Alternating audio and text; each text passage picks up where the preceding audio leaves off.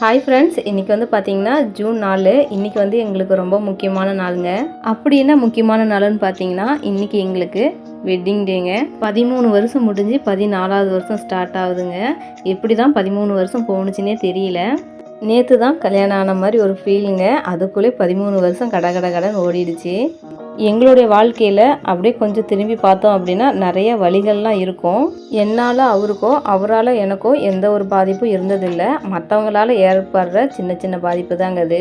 இத்தனை வருஷ வாழ்க்கையில் என்னுடைய கணவருக்கும் எனக்கும் பெருசாக எந்த சண்டையும் வந்ததில்லை. அப்பப்போ செல்லமாக சண்டை பண்ணுறதெல்லாம் பண்ணுவோம். ஆனால் வந்து பேசாமல் இருக்கிற அளவுக்கு பெருசாக எங்களுக்கு சண்டை வந்ததில்லைங்க. எங்களுடைய திருமண வாழ்க்கையில் ரொம்ப கசப்பான ஒரு விஷயம் என்னென்னா, இந்த செகண்ட் பேபி பிறந்து இறந்தது தாங்க.